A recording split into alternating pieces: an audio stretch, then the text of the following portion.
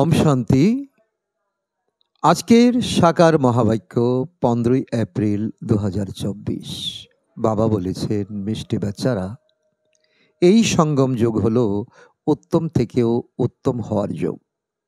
এই যোগেই তোমাদের পতিত থেকে পবিত্র হয়ে পবিত্র দুনিয়া বানাতে হবে। আজকের প্রশ্ন, অন্তিম সময়ের অত্যন্ত বেদনাদায়ক দৃশ্য দেখার জন্য তোমাদের মনের দৃঢ়তা কিসের আধারে আসবে? উত্তর, তোমরা দেহভাবকে দূর করতে থাকো। অন্তিম দৃশ্য খুবই কড়া। বাবা তার বাচ্চাদের মজবুত বানানোর জন্য অশরীরী হওয়ার ইশারা দেন। বাবা যেমন এই শরীর থেকে পৃথক হয়ে তোমাদের শিক্ষা দেন, বাচ্চারা তোমরাও তেমনই নিজেদের শরীর থেকে পৃথক মনে করো, অশরীরী হওয়ার অভ্যাস করো। তোমাদের বুদ্ধিতে যেন থাকে যে এখন আমাদের ঘরে ফিরে যেতে হবে। ওম শান্তি। মিষ্টি মিষ্টি আত্মারূপী বাচ্চারা এখন শরীরের সঙ্গেই আছে। বাবাও এখন এই শরীরের সঙ্গেই আছেন। তিনি এই ঘোড়ার গাড়িতে সওয়ার আছেন। আর বাচ্চাদের তিনি কি শেখান? তিনি শেখান বেঁচে থেকেও কিভাবে জীবন মৃত থাকা যায়, মৃত্যুতুল্য জীবন। বাবা ছাড়া এ আর কেউই শেখাতে পারে না। সব বাচ্চারাই বাবার পরিচয় পেয়েছে। তিনি হলেন জ্ঞানের সাগর, পতিত পাবন। এই জ্ঞানের দ্বারাই তোমরা পতিত থেকে পবিত্র হও। আর পবিত্র দুনিয়াও তো বানাতে হবে। নিয়ম অনুসারে এই পতিত দুনিয়ার ড্রামার বিনাশ হতে হবে। কেবলমাত্র যারা বাবাকে চিনতে পেরেছে আর ব্রাহ্মণ হয়েছে, কেবল তারাই পবিত্র দুনিয়াতে গিয়ে রাজত্ব করবে। এই পবিত্র হওয়ার জন্য অবশ্যই ব্রাহ্মণ হতে হবে। এই সঙ্গম যোগ হলো পুরুষোত্তম, অর্থাৎ উত্তম থেকে উত্তম পুরুষ হওয়ার যোগ। মানুষ বলে থাকে অনেক সাধু সন্ত মহাত্মা, উজির, আমির, প্রেসিডেন্ট ইত্যাদি, এরাও তো উত্তম, কিন্তু তা নয়। এ তো কলিযুগী ভ্রষ্টাচারী দুনিয়া। এই পতিত দুনিয়াতে একজনও সম্পূর্ণ পবিত্র নয়। এখন তোমরা সঙ্গমযোগী হচ্ছ। ওরা গঙ্গাকে পতিত পাবনী মনে করে। কেবল গঙ্গাই নয়, যেখানেই নদী আছে, যেখানেই জল দেখে মনে করে জলই পবিত্র করে। এ কথা বুদ্ধিতে বসে গেছে। যে যেখানে বলে সেখানে চলে যায়, অর্থাৎ সেই জলে স্নান করতে যায়, কিন্তু জলে তো কেউই পবিত্র হয় না। জলে স্নান করলেই যদি সকলে পবিত্র হয়ে যেত, তাহলে এখন সম্পূর্ণ সৃষ্টিই পবিত্র হতো। এত সব পবিত্র দুনিয়াতে থাকা উচিত। এ তো পুরানো রেওয়াজ চলে আসছে। সাগরও তো যত আবর্জনা গিয়ে জমা হয়, তাহলে তা পবিত্র কিভাবে বানাবে? পবিত্র তো আত্মাকে হতে হবে। এর জন্য তো পরমপিতাকে প্রয়োজন, যে আত্মাকে পবিত্র বানাবে। তিনি আসেন ব্রহ্মার শরীরে। তাই তোমাদের বোঝাতে হবে, পতিত মানুষ সত্যযুগেই থাকে, পবিত্র মানুষ সত্যযুগেই থাকে, পতিত মানুষ থাকে কলিযুগে। এখন সঙ্গম যুগে তোমরা আছো। তোমরা পতিত থেকে পবিত্র হওয়ার জন্য পুরুষার্থ করছো। তোমরা জানো বাচ্চারা, যে আমরা শূদ্র বর্ণের ছিলাম, এখন ব্রাহ্মণ বর্ণের হয়েছি। শিব বাবা প্রজাপিতা ব্রহ্মার দ্বারা আমাদের ব্রাহ্মণ করেন। আমরাই হলাম প্রকৃত মুখবংশাবলী ব্রাহ্মণ। ওরা হলো কোক বংশাবলী ব্রাহ্মণ। প্রজাপিতা তো সমস্তই প্রজা হয়ে গেল। প্রজাদের পিতা হলো ব্রহ্মা। সে তো গ্রেট গ্রেট গ্র্যান্ডফাদার হয়ে গেল। অবশ্যই তিনি ছিলেন। আসলে তিনি এখন কোথায় গেলেন? পুনর্জন্ম তো নেন, তাই না? বাচ্চাদের তো এই কথা বলাই হয়েছে যে ব্রহ্মাও পুনর্জন্ম নেন। ব্রহ্মা আর সরস্বতী, মা আর বাবা, তারাই আবার মহারাজা মহারানী হন, যাকে বিষ্ণু বলা হয়। তারাই আবার 84 জন্মের অন্তে এসে ব্রহ্মা সরস্বতী হন। এ অত্যন্ত গুহ্য কথা। এ রহস্য তো তোমাদের বোঝানো হয়েছে। বলা হয় যে জগদম্বা তো সম্পূর্ণ জগতের মা, লৌকিক মা তো প্রত্যেকের ঘরে ঘরে আছে, কিন্তু জগদম্বাকে কেউই জানে না। এমনই অন্ধশ্রদ্ধার থেকে বলে দেয়, মানুষ কিছুই জানে না। যারা পূজা করে তারা কাজ সম্বন্ধে জানেই না। বাচ্চারা, এখন তোমরা জানো, রচয়িতা হলেন উঁচুর থেকে উঁচু। এ হলো উল্টো বৃক্ষ, যার বীজ রূপ উপরে আছে। তোমাদের পবিত্র বানানোর জন্য বাবাকে উপর থেকে নিচে আসতে হয়। বাচ্চারা, তোমরা জানো যে বাবা এসেছেন আমাদের এই সৃষ্টির আদি, মধ্য এবং অন্তের জ্ঞান দিয়ে সেই নতুন সৃষ্টির চক্রবর্তী রাজা রানী বানানোর জন্য। এই চক্রের রহস্য তোমরা ছাড়া এই দুনিয়ার আর কেউই জানে না। বাবা বলেন, আবার 5000 বছর পরে আমি এসে তোমাদের বলবো। এই ড্রামা হলো বানানো। ড্রামার ক্রিয়েটর, ডিরেক্টর, মুখ্য অভিনেতাদের। আর ড্রামার আদি, মধ্য এবং অন্তকে না জানলে তাদের তো বুদ্ধিহীন বলবে, তাই না? বাবা বলেন যে বাচ্চারা, 5000 বছর আগেও আমি তোমাদের বুঝিয়েছিলাম, এই জ্ঞান প্রদান করেছিলাম। তোমাদের আমি নিজের পরিচয় দিয়েছিলাম, এখন যেমন দিচ্ছি। তোমাদের আমি পবিত্র বানিয়েছিলাম, যেমন এখন বানাচ্ছি। তোমরা নিজেদের আত্মা মনে করে বাবাকে স্মরণ করো। তিনি হলেন সর্বশক্তিমান, পতিত পাবন। বলা হয়ে থাকে না, অন্তিম সময়ে যেমন স্মরণ করবে তেমন জনিতে আসবে, যেমন কর্ম তেমনই তার ফল। এখন তোমরা তো জন্ম নাও, কিন্তু শূকর, কুকুর, বিড়াল ইত্যাদি হও না। মানুষ মানুষের জনিতে আসে। অসীম জগতের বাবা এখন এসেছেন। তিনি বলেন, আমি তোমাদের সকল আত্মাদের পিতা, শিক্ষক এবং সদ্গুরু। এরা সকলেই কাম চিতায় বসে কালো হয়ে গেছে। এদের আবার জ্ঞান চিতায় বসাতে হবে। এই উত্তম জ্ঞান আমি প্রদান করছি। তোমরা এখন জ্ঞান চিতায় বসেছ। জ্ঞান চিতায় বসে আবার বিকারে যেতে পারবে না। প্রতিজ্ঞা করে যে আমরা পবিত্র থাকব। বাবা কখনো ওই রাখি বাঁধান না। এ তো ভক্তিমার্গে রেওয়াজ চলে আসছে। বাস্তবে এ হলো এই সময়ের কথা। তোমরা বুঝতে পারো যে বাচ্চারা, পবিত্র হওয়া ছাড়া পবিত্র দুনিয়ার মালিক কিভাবে হবে? তবু দৃঢ় করানোর জন্য প্রতিজ্ঞা করানো হয়। কেউ রক্ত দিয়েও লিখে, কেউ আবার অন্য কিছু দিয়েও লিখে দেয় যে বাবা, তুমি এসেছ, আমি তোমার থেকে অবিনাশী উত্তরাধিকার অবশ্যই গ্রহণ করব। নিরাকার তো সাকারের মধ্যে আসে, তাই না? পরমপিতা পরমাত্মা এই সময় ব্রহ্মার শরীরে প্রবেশ করেছেন, অবিনাশী জ্ঞান প্রদান করছেন। বাবা যেমন পরমধাম থেকে নেমে আসেন, তেমনি তোমরা আত্মারও পরমধাম থেকে নেমে আসো। তোমরাও ছিলে পরমধামে, তোমরা ওপর থেকে নিচে আসো পার্ট প্লে করতে।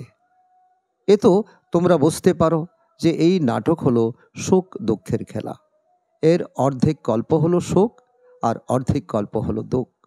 বাবা বোঝান যে 4 ভাগের 3 ভাগ সুখই তোমরা ভোগ করো। অর্ধেক গল্পের পরে তোমরাই ধনবান ছিলে, কত বড় মন্দির ইত্যাদি বানানো হবে। দুঃখ তো আসে পরের দিকে, যখন ভক্তি একদম তমপ্রধান হয়ে যায়। বাবা বুঝিয়েছেন, তোমরা প্রথম দিকে অবিবেচারী ভক্ত ছিলে, কেবল একজনের ভক্তি করতে। যে বাবা তোমাদের দেবতা বানান, শোকদামে নিয়ে যান, তোমরা তারই পূজা করতে। পরের দিকে বেবিচারী ভক্তি শুরু হয়। প্রথমে তোমরা একজনের পূজা, তারপর দেবতাদেরও পূজা করতে। এখন তো পঞ্চভূতের দ্বারা নির্মিত শরীরও পূজা করে থাকে। চৈতন্যকেও আবার জড় পদার্থেরও পূজা করো। 5 তত্ত্বের নির্মিত শরীরকে দেবতাদের থেকেও উচ্চ মনে করো, যা হলো সম্পূর্ণ ভক্তি। অন্ধকার কুসংস্কার। দেবতাদের তো কেবল ব্রাহ্মণ স্পর্শ করতে পারে, তোমাদের গুরু তো অনেক আছে। একথা বাবা বসেই বলেন। এই দাদাও বলেন যে আমিও অনেক কিছুই করেছি, অনেক ভক্তি করেছি, অনেক গুরু করেছি, বিভিন্ন হরযোগ ইত্যাদি, কান, নাক, মোলা ইত্যাদি সব কিছুই করেছি। অবশেষে সব কিছু ছেড়ে দিতে হয়েছিল। এই অভ্যাস করব নাকি এই অভ্যাস? আমার ক্লান্তি ভাব আসতো, তাই বিরক্ত হয়ে যেতাম। প্রাণায়াম ইত্যাদি শিখতে খুবই কষ্ট হয়। অর্ধেক কল্প আমরা ভক্তি মার্গে ছিলাম, এখন আমরা জানতে পেরেছি বাবা সম্পূর্ণ সঠিক কথা বলেন। ওরা বলে যে ভক্তি পরম্পরা ধরে চলে আসছে, এখন শতযুগে ভক্তি কোথা থেকে আসবে? শতযুগে তো কোনো ভক্তির প্রয়োজন নেই। মানুষ কিছুই বোঝে না, যা শোনে তাই সত্য সত্য বলতে থাকে। মোর বুদ্ধি তো, তাই না? শতযুগে তো এমন কিছুই বলবে না। বাবা বলেন যে আমি প্রতি 5,000 বছর অন্তর আসি, কেবল এই কলিযুগ আর সত্যযুগের সঙ্গমে আসি। শরীরও তারই নেই, যে নিজের জন্মকেও জানে না। এই সেই 1 নম্বর যে সুন্দর ছিল, সেই এখন শাম হয়ে গেছে। আত্মা ভিন্ন ভিন্ন শরীর ধারণ করে। তাই বাবা বলেন আমি যার মধ্যে প্রবেশ করি তার মধ্যেই এখন বসে আছি। কি শেখাতে বসে আছি? বেঁচে থেকেও মরে যাওয়া, অর্থাৎ জীবন মৃত হওয়া। এই দুনিয়া থেকে তো মরতেই হবে, তাই না? এখন তোমাদের পবিত্র হয়েই মৃত্যু বরণ করতে হবে। আমার পার্টি হলো পবিত্র করার। তোমরা ভারতবাসীরা ডাকো হে পতিত পাবন, আর কেউই এমন বলে না হে উদ্ধারকর্তা, আমাদের দুঃখের দুনিয়া থেকে মুক্ত করতে এসো। সবাই মুক্তিধামে যাওয়ার জন্যই পরিশ্রম করে। বাচ্চারা তোমরা আবার পুরুষার্থ করো সুখধামে যাওয়ার জন্য। এই তোমাদের উত্তম ব্রাহ্মণ জীবন। ওটা হলো প্রবৃত্ত মার্গের মানুষদের জন্য। তোমরা জানো যে আমরা প্রবৃত্ত মার্গের পবিত্র ছিলাম, তারপর অপবিত্র হয়েছি। প্রবৃত্ত মার্গের মানুষদের কাজ নিবৃত্তি মার্গের মানুষরা করতে পারবে না। যজ্ঞ, দান, তপ সবই প্রবৃত্তি মার্গের মানুষই করে থাকে। তোমরা এখন অনুভব করো যে এখন আমরা সবাইকেই জানি, আত্মাকেও জানি, পরমাত্মাকেও জানি, সৃষ্টির আদি মধ্য অন্তকেও জানি। সে বাবা আমাদের সবাইকে ঘরে বসে পড়াচ্ছেন। অসীম জগতের বাবা অসীমিত সুখ দান করেন। তার সঙ্গে তোমরা দীর্ঘ সময় বাদে মিলিত হও, তাই তোমাদের চোখে প্রেমের অশ্রু আসে। বাবা বললেই তোমরা রোমাঞ্চিত হয়ে যাও, ওহো বাবা এসেছেন আমাদের সেবার কারণে। এই পরা পরিয়ে বাবা আমাদের ফুল বানিয়ে নিয়ে যান। তিনি আমাদের এই নোংরা ছিছি দুনিয়া থেকে নিজের সাথে করে নিয়ে যাবেন। ভক্তিমার্গে তোমাদের আত্মা বলতো বাবা আপনি যখন আসবেন আমরা বলিহারি যাব, আমরা অন্য কারোর নয়, কেবলমাত্র আপনার হব। নম্বরের ক্রমানুসার তো আছেই, সকলেরই নিজের নিজের পার্ট আছে। কেউ কেউ তো বাবাকে খুবই ভালোবাসে, যে বাবা স্বর্গের অবিনাশী উত্তরাধিকার দেন। সত্যযুগে কান্নার কোনো চিহ্ন থাকে না। এখানে তো মানুষ কত কান্নাকাটি করে। এখন তোমরা স্বর্গে যাবে, তাই কান্না কেন? বাজনা বাজানোর দরকার। ওখানে তো সবাই বাজনা বাজায়, এখানে তমপ্রধান শরীর খুশির সঙ্গে ত্যাগ করে। এই নিয়মও এখান থেকেই শুরু হয়। এখানে তোমরা বলবে আমাদের নিজের ঘরে ফিরে যেতে হবে। ওখানে তো তোমরা বুঝতেই পারো যে পুনর্জন্ম নিতে হবে। বাবা তো সব কথাই বুঝিয়ে বলেন। ভ্রমরের উদাহরণও তোমাদের জন্য। তোমরা হলে ব্রাহ্মণী, বিষ্ঠার পোকাকে তোমরা ভো ভো করো। বাবা তো তোমাদের বলেন এই শরীরকেও ত্যাগ করতে হবে, বেঁচে থেকেও মৃত্যু বরণ করতে হবে। বাবা বলেন যে বাচ্চারা নিজেকে আত্মা মনে করো। এখন আমাদের ঘরে ফিরে যেতে হবে। নিজেকে আত্মা মনে করে বাবাকে স্মরণ করতে হবে। এই দেহকে ভুলে যাও। বাবা তো খুবই মিষ্টি। তিনি বলেন বাচ্চারা আমি তোমাদের এই বিশ্বের মালিক বানাতে এসেছি। এখন তোমরা শান্তিধাম আর সুখধামকে স্মরণ করো। অল্ফ আর বে, অল্ফ মানে আল্লাহ আর বে মানে বাদশাহী, এ হলো দুঃখধাম। আমাদের অর্থাৎ আত্মাদের ঘর হলো শান্তিধাম। আমরা এতদিন অভিনয় করেছি, এখন আমাদের ঘরে ফিরে যেতে হবে। ওখানে এই ছিছি শরীর থাকবে না, কাঞ্চন কায়া শরীর প্রাপ্ত করব। এখন তো এই শরীর সম্পূর্ণ জর্জরীভূত অবস্থা হয়ে গেছে, রোগে শোকে জর্জরিত। এখন বাবা আমাদের সামনে বসিয়ে ইঙ্গিতে শেখান। তিনি বলেন আমিও আত্মা, আর তুমিও আত্মা। আমি শরীর থেকে পৃথক হয়ে তোমাদেরকে তাই শেখাই। তোমরাও নিজেদের শরীর থেকে পৃথক মনে করো। এখন তোমাদের ঘরে ফিরে যেতে হবে। এখন তো এখানে আর থাকার সময় নেই। তোমরা এও জানো যে এখন বিনাশ হবে। ভারতে রক্তের নদী বইবে, এরপর ভারতেই আবার দুধের নদী বয়ে যাবে। এখানে সব ধর্মের মানুষই একত্র আছে। সবাই নিজেদের মধ্যে লড়াই করে মরবে। এ হলো পরের দিকের মৃত্যু। পাকিস্তানে কি না হতো। খুবই কঠোর দৃশ্য ছিল, যা কেউ দেখলে অজ্ঞান হয়ে যাবে। বাবা এখন তোমাদের মজবুত স্থিতি তৈরি করছেন। তিনি দেহের ভাবও দূর করে দেন। নিজে যেমন নিরাকার, বাচ্চাদেরকেও নিরাকারী স্থিতি বানাতে বাবা ইশারা দিচ্ছেন। বাবা দেখছেন বাচ্চারা ঠিকমতো স্মরণে থাকে কি না। তারা খুবই দুর্বল, সেই কারণে সেবারও বৃদ্ধি হয় না।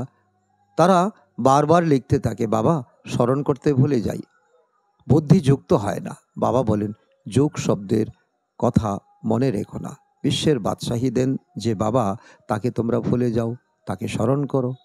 আগেও ভক্তিতে বুদ্ধি অন্যদিকে চলে যেত, তখন নিজেদের চিমটি কাটতে। বাবা বলেন, তোমরা আত্মারা হলে অবিনাশী, তোমরা কেবল পবিত্র আর পতিত হও। বাকি আত্মারা কখনোই ছোট বড় হয় না। আচ্ছা, মিষ্টি মিষ্টি হারানিধি বাচ্চাদের প্রতি মাতা পিতা বাপদাদার স্মরণের স্নেহ সমন আর সুপ্রভাত। আত্মাদের পিতা তার আত্মারূপী বাচ্চাদের জানাচ্ছেন নমস্কার। আমরা আত্মারূপী সন্তানরা আমাদের মাতা পিতা বাপদাদাকে জানাই স্মরণের স্নেহ সমন এবং সুপ্রভাত। ধারণার জন্য মুখ্য সার: 1 নম্বর, নিজের সাথে কথা বলো, আহা, বাবা এসেছেন আমাদের সেবায়। তিনি আমাদের ঘরে বসে পড়াচ্ছেন। অসীম জগতের বাবা অসীম সুখ প্রদান করেন, তার সঙ্গে আমরা এখন মিলিত হয়েছি। এমন প্রেমের সঙ্গে বাবা বলে ডাকো, আর খুশিতে প্রেমের অশ্রু যেন এসে যায়, শরীর যেন রোমাঞ্চিত হয়। নাম্বার 2, এখন ঘরে ফিরে যেতে হবে, তাই সবার থেকে মোহ দূর করে জীবন মৃত হতে হবে। এই দেহকেও ভুলতে হবে, এর থেকে পৃথক হওয়ার অভ্যাস করতে হবে। আজকের বরদান: অতীত হয়ে যাওয়া কথা বা বৃত্তিগুলিকে সমাপ্ত করে সম্পূর্ণ সফলতা প্রাপ্তকারী স্বচ্ছ আত্মা ভব।